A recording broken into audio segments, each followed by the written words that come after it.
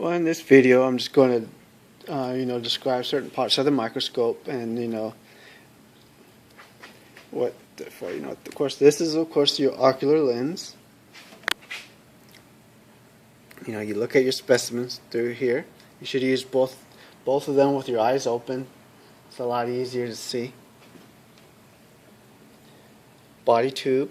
When you hold a microscope, you always hold one part here and one hand here when you carry it.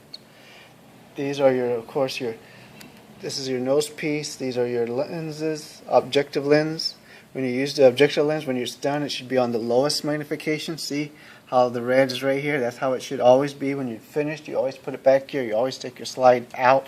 Never leave the slide in the microscope. Of course, here's your arm. As I said, that's where you're going to hold it. Stage. This is your coarse focus knob and your fine focus knob. And of course, the light source, on-off switch, and of course, your light. Lights. When you turn on your microscope, if you don't see a light here, don't just say, "Oh, well, microscope is not on. It's not working. Microscope's not working." Adjust this to see if it's working. I see people doing that a lot. I don't know why, but you do see that. The fine adjustment knob, fine focus knob, you only use on high power objective lens.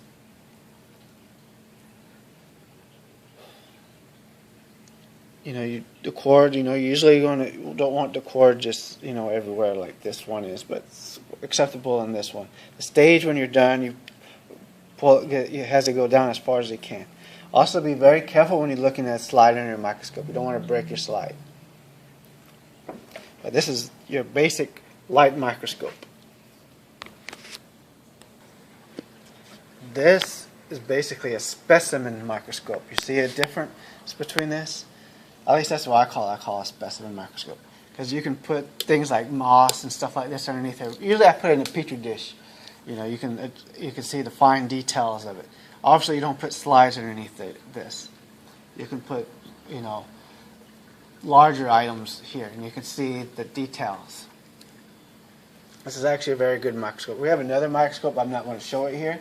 It's basically it's extremely powerful, and we never allow students to use it. It's basically when you do demonstrations, you want them to see the very fine structures of the cells and everything. You can show it on the whiteboard. That's usually what we're going to use. Thanks. Feel free to like, subscribe. Feel free to watch any of my other videos. Thanks.